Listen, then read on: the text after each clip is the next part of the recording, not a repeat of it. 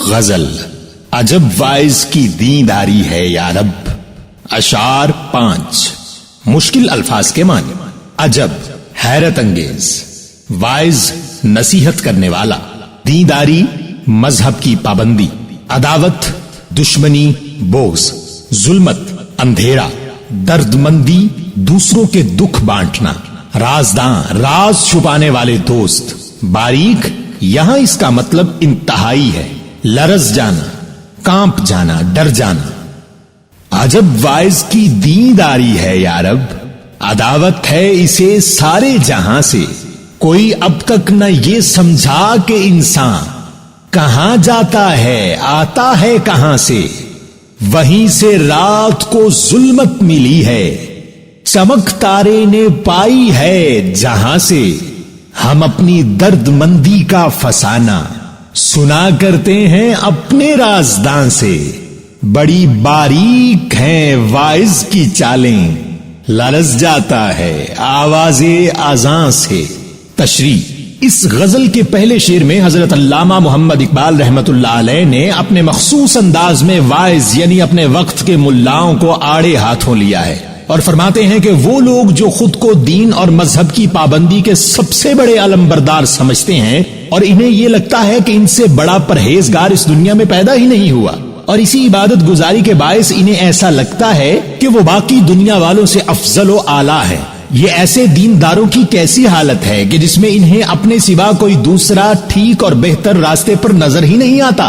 دین اور مذہب تو لوگوں سے محبت کرنا سکھاتا ہے، اخلاقیات کے پیمانے ہی دین کے سب سے بنیادی تقاضے ہیں، لیکن یہ کیسے پرہیزگار ہیں کہ انہیں اپنا آپ تو ٹھیک نظر آتا ہے اور اپنے سوا ہر شخص سے دشمنی اور بغض رکھے بیٹھے ہیں۔ یہاں اقبال یہ سبق بھی دینا چاہتے ہیں کہ عبادت گزاری کا پہلا تقاضا یہ ہے کہ خلق خدا سے محبت کی جائے اور اللہ کے بندوں کے لیے آسانیاں پیدا کی جائیں، انہیں اللہ کے خوف سے اتنا نہ ڈرایا جائے کہ وہ دین کے قریب آنے کی بجائے دور بھاگتے جائیں۔ اور پھر دوسرے شعر میں اقبال انسان جیسی تخلیق کی حقیقت کا ذکر کرتے ہوئے فرماتے ہیں کہ دنیا اپنی ارتقائی منازل طے کرتے ہوئے کس قدر آگے پہنچ چکی ہے، سائنسدان لاکھوں قسم کی ایجادات مکمل کرنے میں کامیاب ہو چکے ہیں، خلاباز اپنی انتھک محنت کے ساتھ دنیا کے علاوہ باقی سیاروں کو بھی تسخیر کرتے جا رہے ہیں، لیکن اس انسان کا آج تک پتہ نہیں چل سکا کہ یہ دنیا میں کہاں سے آتا ہے اور مرنے کے بعد کہاں چلا جاتا ہے۔ اس شعر میں اقبال اللہ کی قدرت کے راز کی بات کرتے ہوئے فرما رہے ہیں کہ انسان کتنا ہی ذہین کیوں نہ ہو جائے،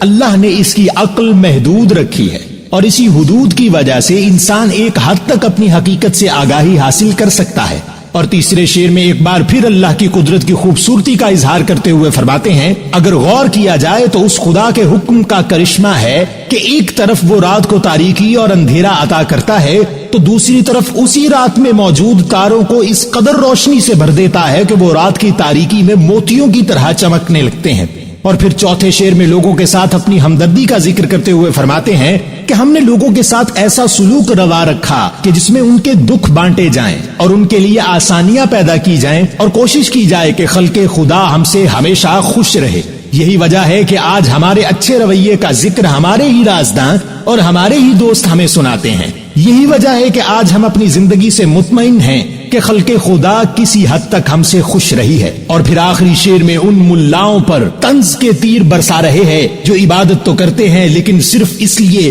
کہ معاشرے میں انہیں پرہیزگار اور عبادت گزار سمجھا جائے۔ فرماتے ہیں کہ ایسے وائز کی مکاریوں پر حیران ہوں کہ جب آذان ہوتی ہے تو ایسے کانپنے لگتے ہیں جیسے خدا کا خوف ان کی رگ رگ میں دوڑ رہا ہو، حالانکہ یہ سب وہ لوگوں کو دکھانے کے لیے کرتے ہیں۔ یہاں اقبال یہ سکھانا چاہتے ہیں کہ اس خدا کی عبادت کا سب سے بہترین طریقہ یہ ہے کہ باقی لوگ اس سے آگاہ نہ ہوں۔ عبادت گزاری اللہ اور بندے کا معاملہ ہے جو چھپا ہوا ہی رہنا چاہیے۔